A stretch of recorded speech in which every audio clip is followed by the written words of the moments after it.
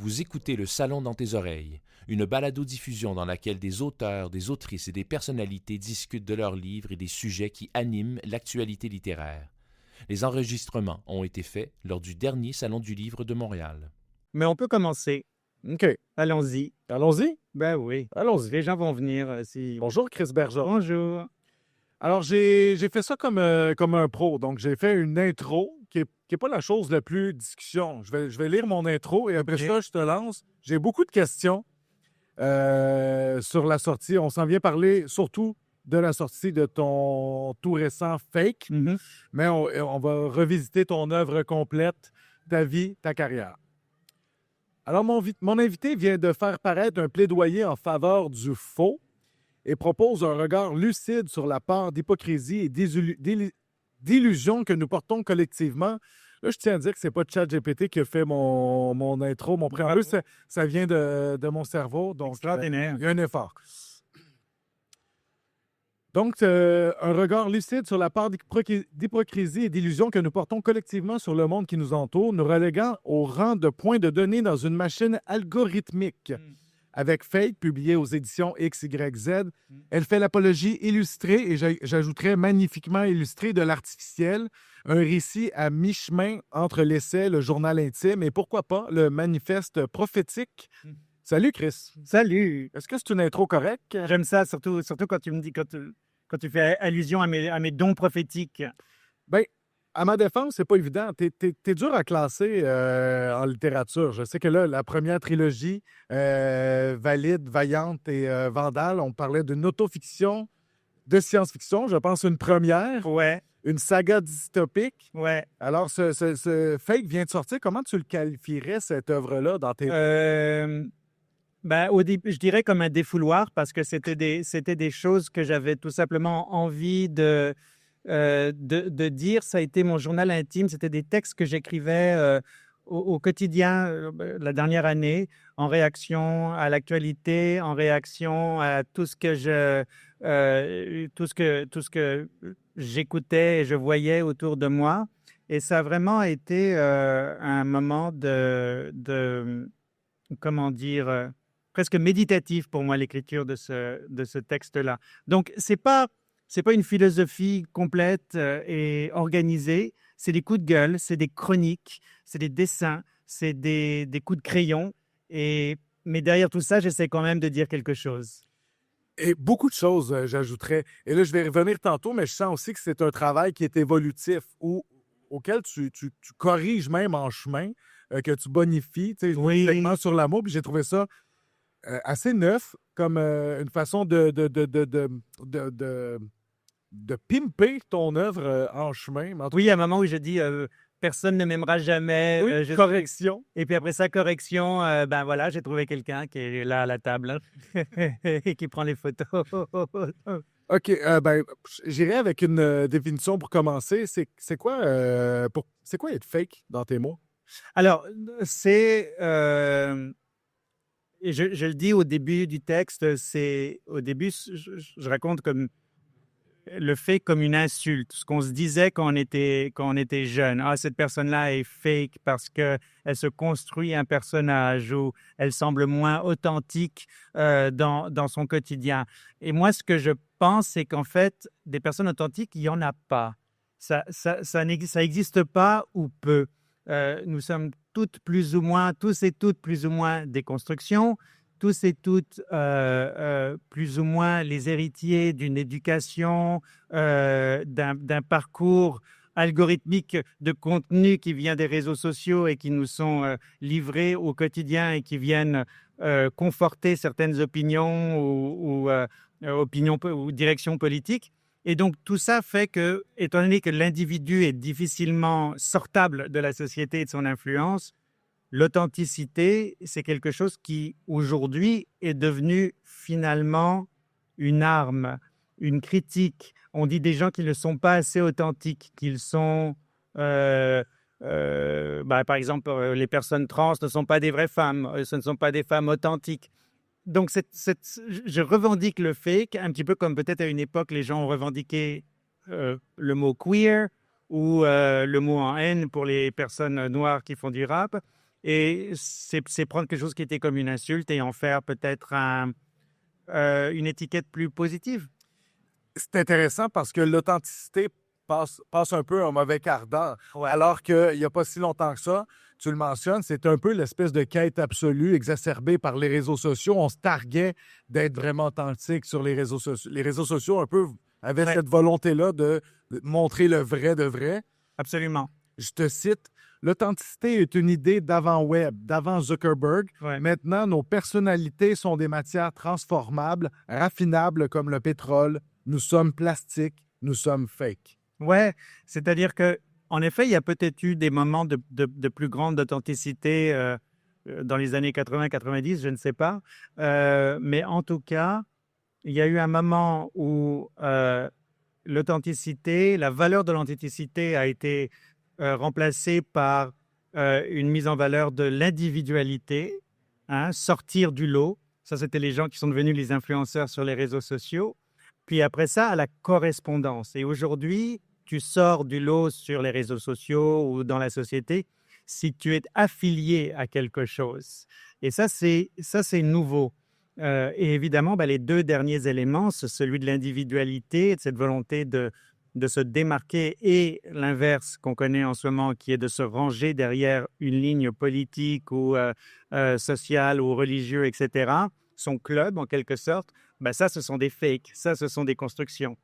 Et aussi, l'authenticité est teintée de nos algorithmes. Donc, à ce moment-là, elle devient de moins en moins possible. Voilà. Avoir une authenticité pure, en quelque sorte. Exactement.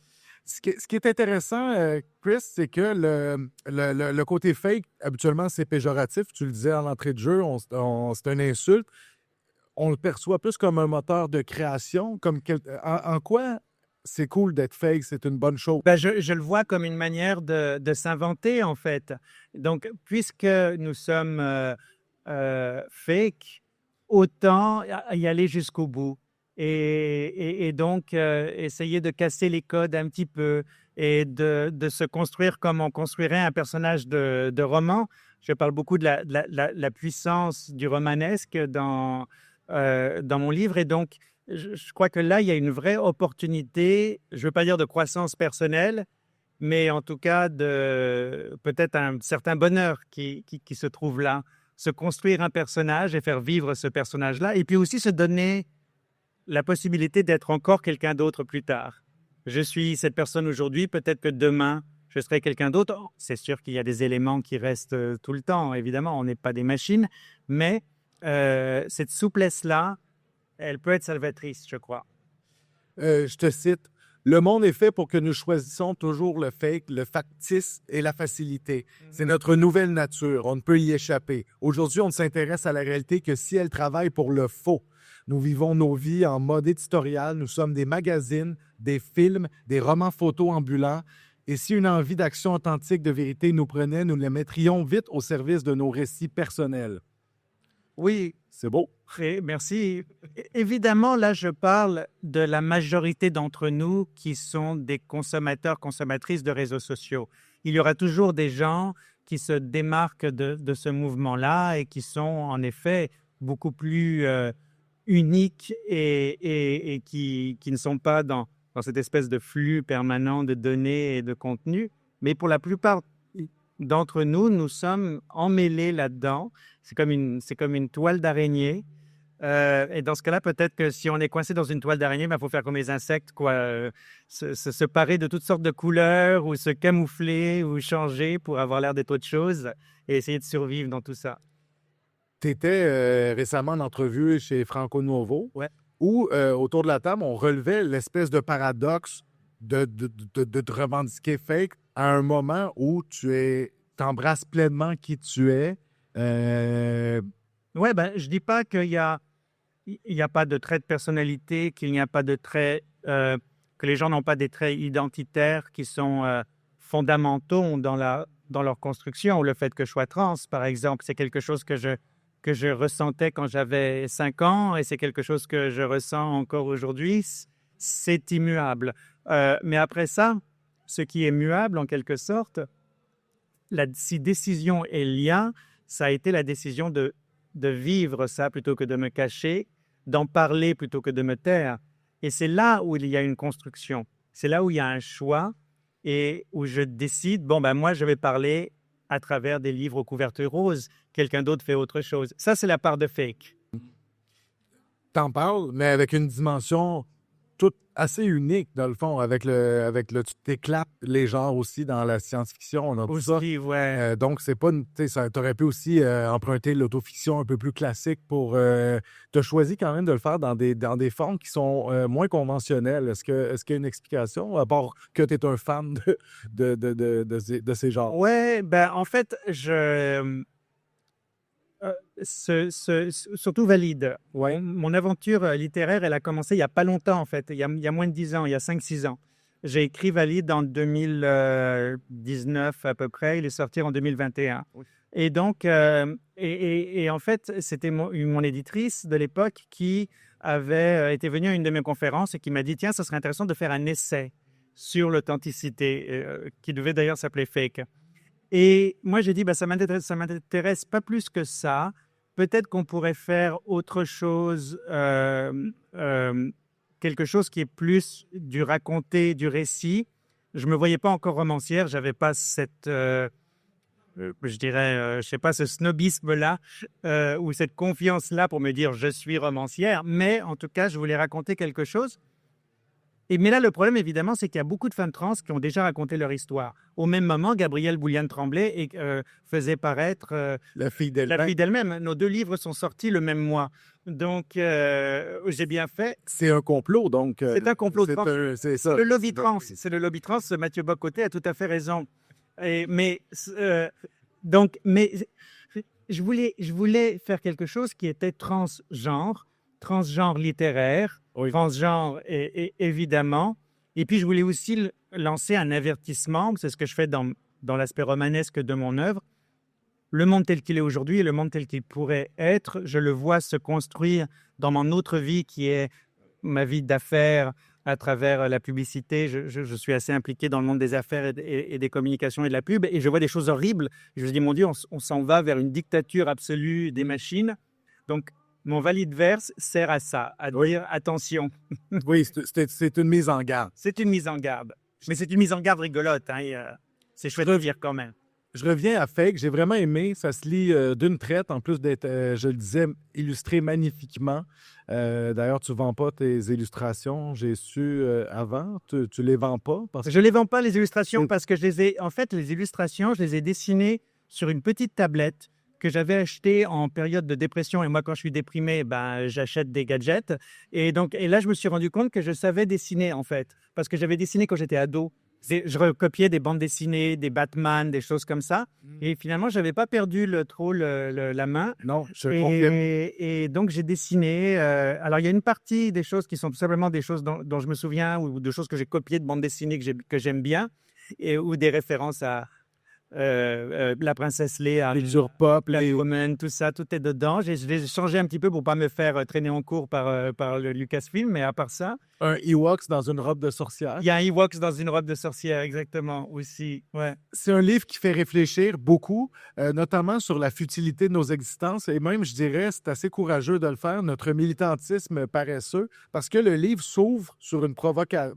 Une provocation, ouais. Bon.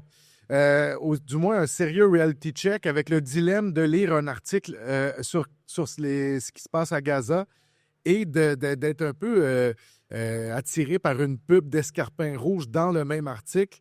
Un dilemme ordinaire que tout le monde vit ici, sur lequel tu braques non seulement la loupe, mais je trouve que tu retournes le miroir sur nous aussi.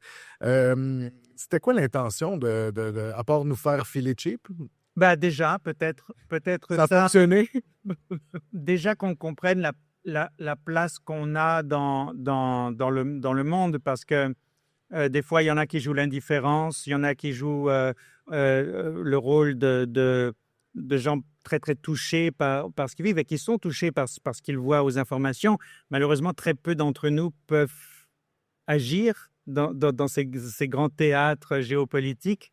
Et donc, on est coincé, nous, dans ce système où, d'un côté, on voit passif et passive des choses horribles qui se passent sur nos écrans et dans la réalité, malheureusement.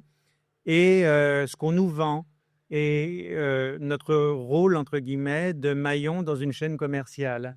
Et c'est important de faire au moins le bilan de ce qu'on est dans la société. Et aujourd'hui, on est malheureusement une matière première pour des entreprises qui nous minent pour des données et qui nous minent et qui minent nos portefeuilles pour des achats. Et nous sommes autant ça que nous sommes des citoyens politiques, et peut-être même plus. Oui. Et c'est là où il y a une perte de liberté. Donc, oui, j'ouvre le truc en disant, pendant que le gaz a brûlé, je me suis acheté une paire d'escarpins. Et je dis ça. Et après ça, je dis, et même le fait de dire ça pour vous choquer, c'est fake et c'est hypocrite. À cause? À cause j'ai voulu faire une figure de style pour que ça sorte sur les réseaux sociaux et que ça soit bling-bling. Donc, je me défais aussi parce que ce sont les réflexes qu'on a aujourd'hui dans notre société. Je pense que c'est la première fois que je le voyais écrit noir sur blanc dans un livre, cette espèce de malaise-là que probablement plusieurs personnes ressentent. Moi, je le vis des fois où tu vois des stories où les gens, tu as des trucs très, très militants sur Gaza et après ça, la sauce à spaghetti. Voilà. Et c'est vrai que c'est un peu aliénant de... Bien sûr. Bien sûr. Moi, je fais ça tout le temps. Moi, je suis très... mes feeds, c'est... les trans sont opprimés partout dans le monde. Regardez ma chienne, comme elle est mignonne, ma petite caniche. Donc, voilà, boum, boum. Et voici mon gadget, et voici mon nouveau look, et voici la dictature. On fait tous ça. Est-ce que c'est courageux de ta part de le faire? Est-ce que tu as eu des... Bon, le livre, ça fait pas longtemps qu'il est sorti, mais est-ce qu'il y a des gens qui ont critiqué un peu ce côté-là, ne serait-ce qu'en t'accusant un peu d'être trouble-fête dans les convictions des gens? Ouais, j'imagine que ça va venir. Dans mes proches aussi, il y a des gens qui n'aiment pas, ou moins, et qui me poussent dans mes recoins par rapport à ça. Absolument. Oui. C'est rien pour t'empêcher de le faire malgré tout.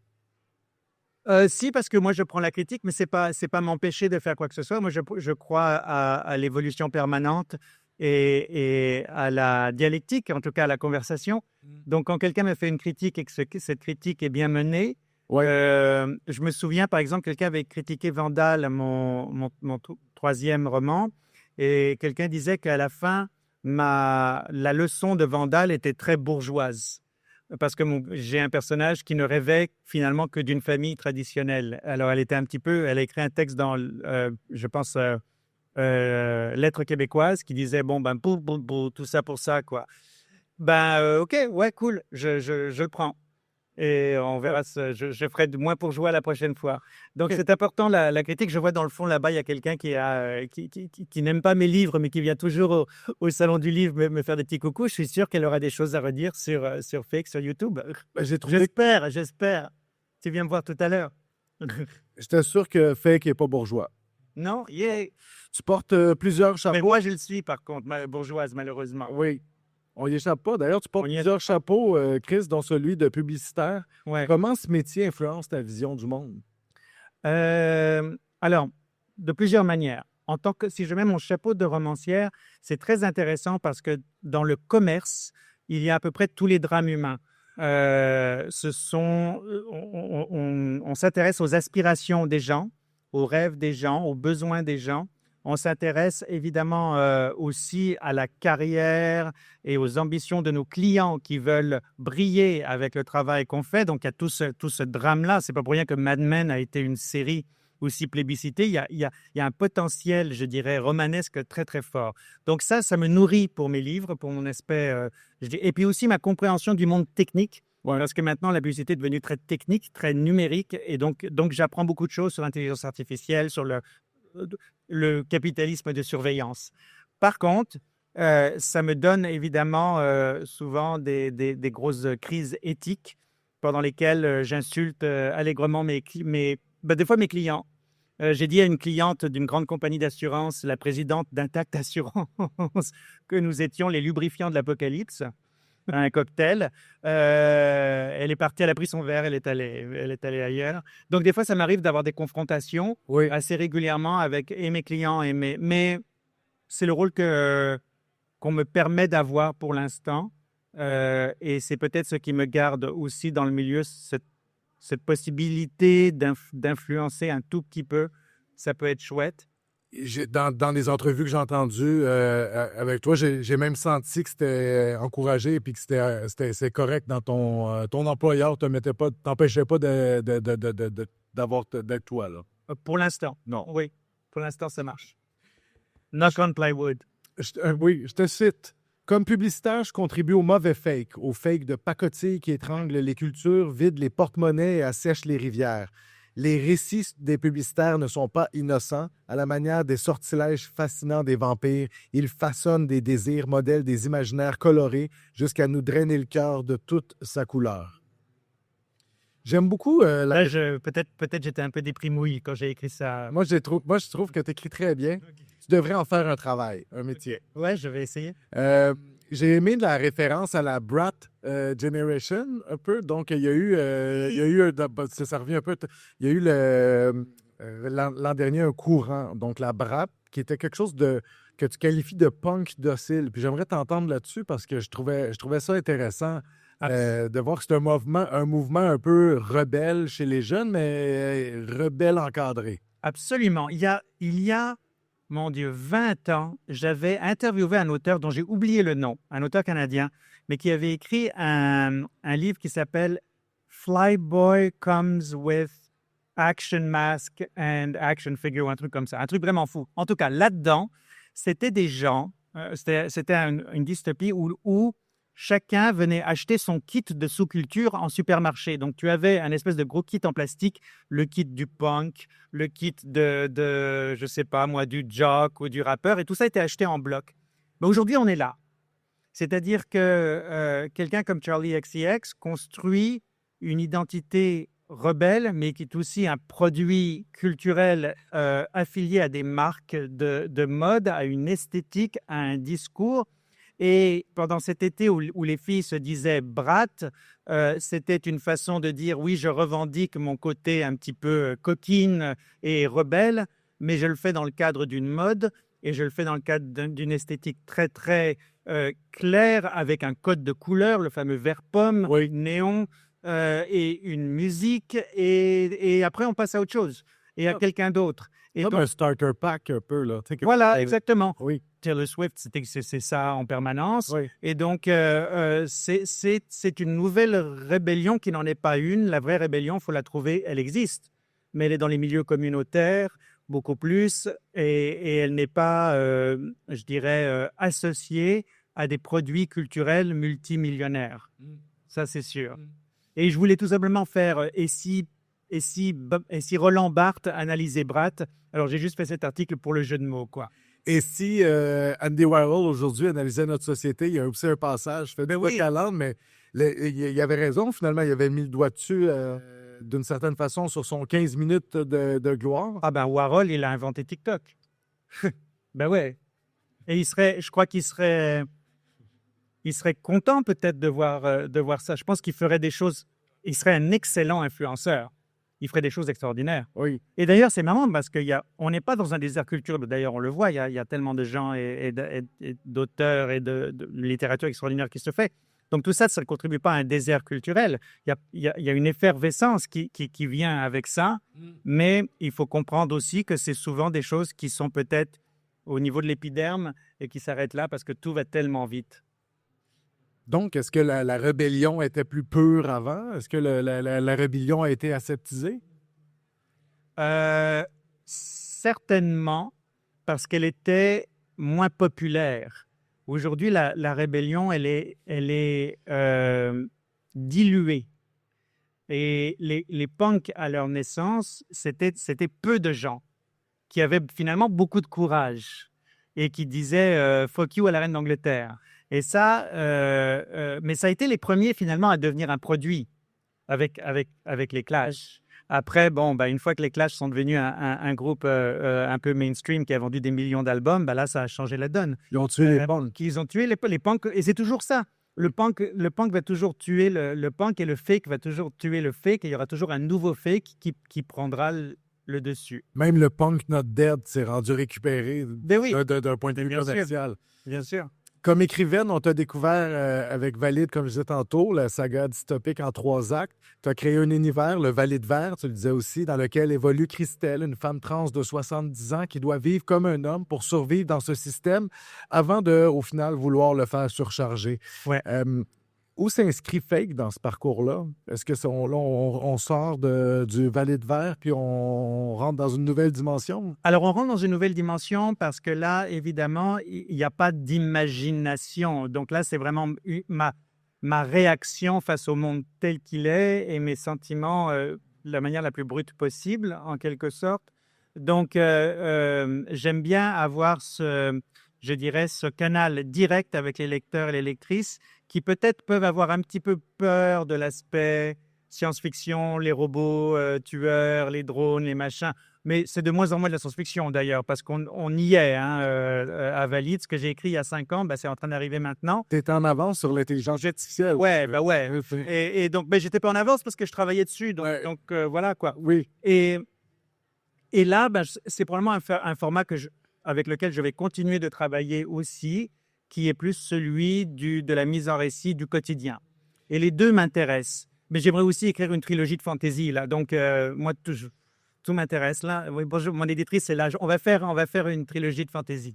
Sinon, il y a une histoire aussi, c'est des magiciens avec une cicatrice, un passé trouble, un vilain qui n'a pas de nez. Je te lance ça comme ça. Je vais te faire tout ça. Parfait.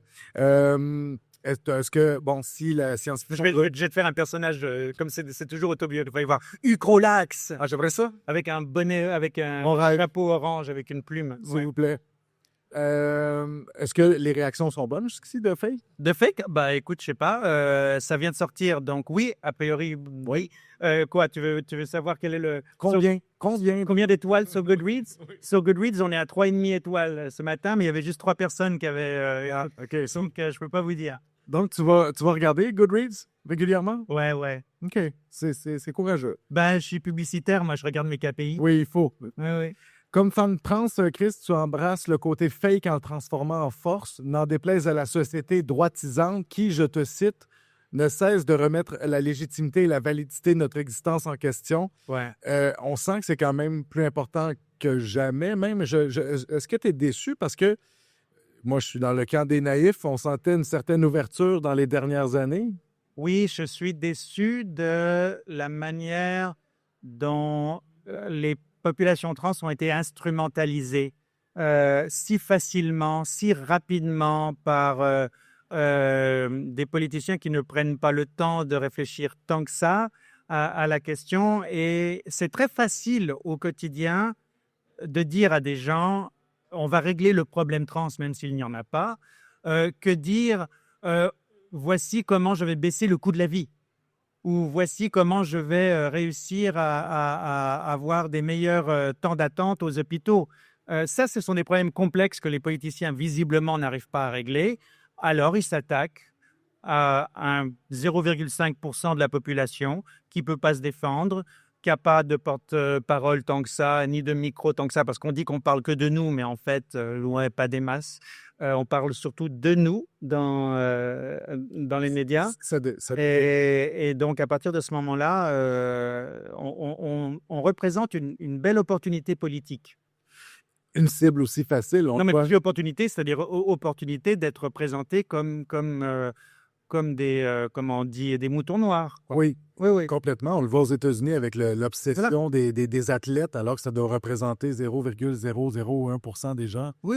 C'est élevé au... On l'a vu en Alberta, là, en ce moment, il y a des règles. En ce moment, maintenant, en Alberta, si une jeune fille trans veut faire du sport au niveau secondaire ou high school, il faut remplir une déclaration. D'abord, c'est interdit. Ils n'ont pas le droit de faire du sport. Maintenant, ces filles trans-là, faut qu'elles aillent jouer chez les garçons. Et toutes les jeunes filles doivent remplir une sorte de document qui prouve, ou en tout cas qui témoigne de l'authenticité de leur féminité. C'est incroyable. Ça, c'est la loi maintenant. Et c'est maintenant. C'est maintenant, c'est en Alberta, c'est la servante écarlate. On est rendu là.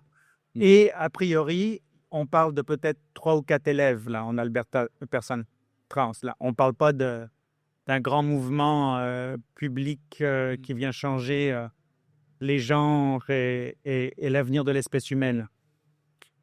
Je parlais tantôt d'un côté évolutif dans ton roman. Je dirais un côté ludique, mais pas nécessairement jojo, mais je trouve que tu t'amuses aussi sur la forme. Un des moments forts, c'est tu demandes à ChatGPT de syntoniser des opinions conservatrices, réactionnaires quant au wokisme, justement, et aux droits des personnes trans. Tu sais, un peu ce qu'on J'ai entend. demandé à Martineau d'écrire une chronique. J'ai demandé à ChatGPT d'écrire une chronique de Martineau. Pour vrai, on rit, mais jaune. Mais Ah ouais, ça le fait super bien. oui, je cite la chute de ton texte. Sur un air de déjà-vu, je dois dire. Il est temps de se tenir debout. Je pourrais le faire avec la voix de Richard. Il est temps de Il est temps de se tenir il est debout temps de se- pour nos enfants, pour notre avenir et surtout pour ne pas avoir à expliquer à nos petits-enfants pourquoi on a laissé tout ça aller sans rien dire. C'est incroyable et terriblement affligeant, l'obsession de protéger les enfants ouais. de personnes comme toi, là. Bien sûr. Est-ce que tu es dangereuse pour les enfants? Je sais pas, ils sont tous partis là. Ouais. Il y en avait plein, ils sont tous, je sais pas, les parents les ont. Hop, hop, hop. Non. Mais quand même, je trouve c'est intéressant d'avoir voulu c'est comme une démonstration. Écoute, le texte ressemble en tout point à une chronique Ben oui. qu'on lit dans le journal à toutes les Mais semaines. Là. pourquoi? Mais parce que ce sont des codes. Il refait, et les chroniqueurs d'opinion dont le métier est de générer du contenu et de l'émotion rapidement au quotidien, répondent à leurs propres algorithmes et à leurs propres codes qu'ils répètent encore et encore et encore et encore. C'est pour aller chercher des clics, du revenu et donc garder leur emploi. Sur une note plus sérieuse, quoique c'est déjà sérieux, tu es allé rencontrer des élèves du secondaire dans une école de la Rive-Sud Ouais, récemment. Tu l'avais fait il y a je pense, l'année d'avant. Et exactement. tu as senti en seulement une année une réception différente. Typiquement, depuis, je dirais, une dizaine d'années, je vais dans les écoles chaque année. Il y a des écoles qui m'invitent. Là, les invitations ont arrêté déjà parce que les parents sont tannés de parler de la diversité de genre, ne veulent plus qu'on en parle, déjà, première chose. Donc, l'opinion des parents a déjà changé. Et là, on parle de niveau secondaire. Hein, donc, on parle de gens qui ont déjà des enfants, des ados qui ont déjà un cerveau qui fonctionne, quoi, qui ont une certaine autonomie de pensée déjà. Et puis, ce que j'ai remarqué surtout, c'est à quel point les jeunes garçons sont devenus, je ne veux pas dire transphobes, mais en tout cas très conservateurs dans leur approche. Et à la fin, j'avais dit du mal, j'avais critiqué Elon Musk, Trump et tout ça. Et il y a un groupe de garçons qui est venu me voir et qui m'a dit, quand vous dites du mal de Trump et d'Elon Musk, vous dites du mal de nous. Ça m'a frappé. J'ai trouvé ça, et d'Andrew Tate, vous dites du mal de nous. Et il y a un des garçons qui m'a dit, mais... Andrew Tate, le masculiniste. voilà. Ouais. Et il y a un des garçons qui m'a dit, mais vous savez que vous allez aller en enfer. Et qui m'écrit encore régulièrement, qui m'envoie des petits textes. Et quel âge, Chris? 17 ans? Ouais, pré-cégep, là. Donc, ces gens-là, ils vont être au cégep, ils vont être à l'université dans 5 ans. C'est peut-être le moment où ils vont pouvoir changer, ou quelqu'un leur fera changer d'avis. Sinon, ils vont rentrer dans le milieu du travail avec ces opinions-là. Donc là, il y a deux choses qui peuvent se passer. Ou ils vont avoir une patronne qui vont vraiment bien les casser, ce qui est très possible. Et là, ils n'auront pas le choix de changer d'idée, puis là, ils vont être dans la vraie vie. Ou ils vont amener ça dans leur quotidien. Et on va avoir un monde du travail et une société qui sera beaucoup plus dure aujourd'hui qu'elle l'est, beaucoup plus dure demain qu'elle l'est aujourd'hui. Ça me terrifie. Oui. Je me sens pas mal de te poser la question parce que c'est en filigrane dans Fake, mais j'ai l'impression, puis je parlais avec Gabrielle Bouliane-Tremblay un peu plus tôt, qu'il y a une espèce de militantisme inévitable pour une femme trans aujourd'hui. Les droits, les femmes aussi, du leadership féminin dans les affaires dans ton cas. Est-ce que tu fantasmes d'un monde où on peut juste te présenter comme une autrice, point? Ah ouais, bien sûr. Est-ce que c'est possible? Je pense que ça va être de plus en plus possible selon si j'arrive à écrire quelque chose d'universel. Pour l'instant, ces questions reviennent tout le temps, mais elles reviennent aussi dans mon écriture. Donc, ce ne sont pas des thèmes que je refuse d'aborder. Ces thèmes-là, je les aborde parce qu'il faut les aborder. Et c'est mon quotidien et c'est la matière première aussi. Quelqu'un qui écrit, c'est quelqu'un qui travaille avec sa propre matière première. Ben moi, elle est trans, ma matière première, donc c'est sûr que ça se retrouve dans tout ce que j'écris. Sans être jalouse, est-ce que tu sens que les jeunes femmes trans d'aujourd'hui peuvent s'assumer plus facilement qu'elles sont? Toi, tu l'as fait à 40 ans, mais tu es devenue artiste, donc ça a été quand même une bonne chose dans ton parcours. Ça m'a permis, je pense, le fait de me libérer d'un poids que j'avais sur les épaules, qui était énorme, à réussir. Enfin, ça m'a permis d'avoir beaucoup plus d'énergie. Ça m'a permis tout d'un coup d'utiliser cette énergie que je dépensais à me cacher du monde. Et ben, j'ai utilisé dans ma carrière, qui a aussi pris un essor à partir de ce moment-là, et de l'autre côté, à développer des nouvelles façons pour moi de parler, que ce soit la littérature ou mes chroniques à Radio-Canada tous les lundis à 11h45, bonjour, chez Pénélope. Mais donc c'est ça, quoi. Mais oui, moi, quand je vois les jeunes personnes trans, je pense par exemple à quelqu'un qui s'appelle Victoria Legault, qui est la présidente de l'aide aux trans, ou la directrice générale, qui a 24 ans, 23 ans, qui est une jeune fille magnifique, intelligente, cultivée. Elle a commencé sa transition médicale à la fin de l'adolescence. Ça fait d'elle une femme superbe, qui n'a pas comme moi un gros pif, des grosses mains et une voix de blablabla, tu vois. Donc je trouve ça beau que les gens puissent faire leur transition un petit peu plus jeune et n'aient pas à avoir cette confrontation permanente avec la société. Parce que moi, quand je marche dans la rue, c'est un coming out permanent. Quand je suis dans des contextes comme ici, ma copine est là, j'étais hyper nerveuse il y a une heure parce que je me disais, mon Dieu, je vais être dans un endroit avec 30 000 autres straight là, qui vont me regarder de travers ou pas. Mais ça me fait peur et je ne devrais pas. Je suis sur le conseil d'administration du Salon du Livre. Je pourrais vous virer tous tout de suite. Si vous me regardez de travers, j'appelle la sécurité. Non, mais ouais, donc c'est tout le temps là, quoi. Et l'idée de pouvoir passer un petit peu inaperçu, ce qui est un privilège qu'ont les plus jeunes, qui commencent la transition plus jeunes aussi, c'est pas mal, ça. Mais j'espère qu'ils vont pouvoir, parce que là, en ce moment, les plus jeunes sont assaillis par les politiques. Par le contexte. Ils refusent de leur donner ces outils de transition qui pourtant garantiraient leur bonheur. C'est absurde, c'est dangereux et c'est criminel. Je ne sais pas s'il y a les gens de la CAQ pas loin d'ici, là, mais c'est absurde, criminel et dangereux. C'était hier qu'il est passé, le ministre, j'aurais dû lui dire. Ouais. Chris, je cite un... Chris?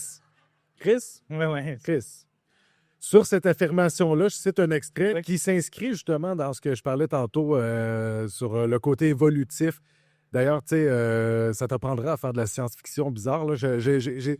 J'ai trouvé, peut-être que je suranalyse, là, mais je voyais un laboratoire vivant dans ce livre-là. Mm-hmm. Tu racontes le discours que tu as prononcé dans un musée. Oui. Et tu reproduis celui que tu as réellement fait et ensuite celui que tu aurais aimé faire. Et celui que j'aurais aimé faire et que j'ai fait sur scène à l'usine C vendredi. Donc, j'ai le dernier que j'ai eu la chance de livrer. La boucle est bouclée. La boucle est bouclée. Et en effet, le premier truc, c'est que je dis, en effet, un peu le discours que je tiens en ce moment, qu'est-ce qu'on nous reproche? C'est marrant qu'on nous reproche d'être contre la famille, alors que justement, nous avons su créer, les personnes queer, se reconstruire des familles et l'entraide, on comprend. Donc ça, je l'ai dit dans ce discours-là. Et après, j'ai écrit un autre discours qui était le discours que j'aurais voulu et que j'aurais dû dire, qui est celui, j'appelle ça le manifeste des mauvaises herbes. Vas-y, alors je te laisse. Nous n'avons pas besoin de votre approbation. Nous n'avons pas besoin de vos applaudissements. Nous sommes les mauvaises herbes. Nous sommes celles que vous arrachez et qui repoussent toujours. Vous pouvez nous couper, nous brûler, nous piétiner. Nous reviendrons encore et encore, plus nombreuses, plus fortes, plus enracinées. C'est vrai qu'il est meilleur, ton deuxième discours. Ben ouais.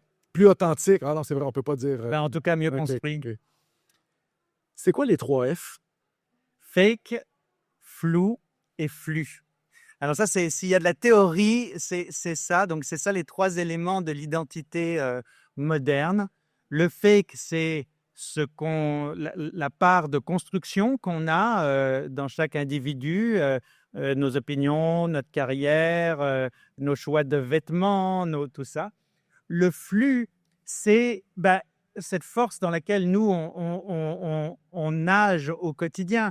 tous les contenus qu'on reçoit de manière quotidienne sur les réseaux sociaux, ce qu'on entend à la télé, à la radio, nos achats, le flux de données qu'on émet et qu'on reçoit. Et ça, ce flux-là, on ne peut plus s'en extraire. Dès qu'on a un smartphone, on est dans le flux. Et le flou, c'est la promesse. C'est-à-dire, c'est cette espèce de sentiment que dans un monde où tout va tellement vite, on est tous un petit peu dans du flou. La réalité a perdu je dirais, de sa clarté.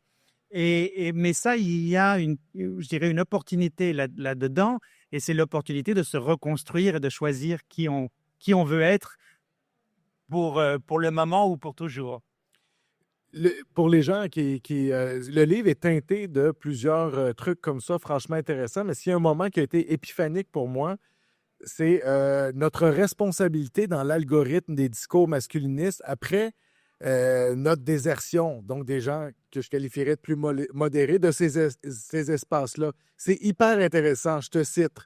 Il faut s'infiltrer dans l'IA, lui faire lire nos livres, entendre nos voix, rêver nos rêves, parce que si on ne le fait pas, d'autres le feront à notre place et leurs récits ne parleront pas de nous.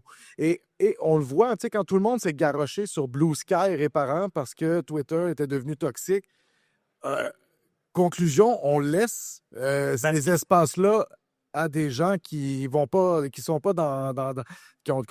un autre agenda politique. Blue Sky est un très bon exemple. Tout le monde a quitté Twitter pour aller sur Blue Sky pour 2 semaines.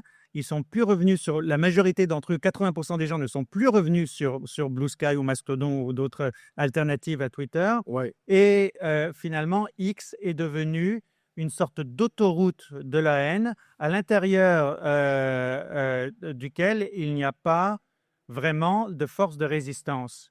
Et ça a donné à l'extrême droite et à la droite conservatrice, et j'aime pas ce mot droite conservatrice parce qu'il pourrait y avoir une valeur à une droite conservatrice, disons la droite populiste qu'on connaît en ce moment, réactionnaire.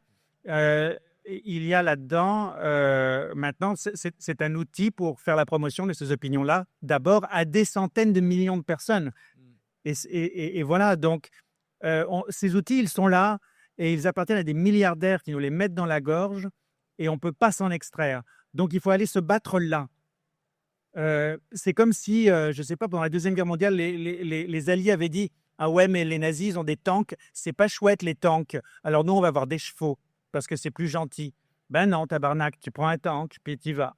Ben, c'est la même chose. Il faut aller se battre sur les réseaux sociaux, puis il faut aller utiliser l'IA et espérer que peut-être quelque chose de bon pourrait en sortir.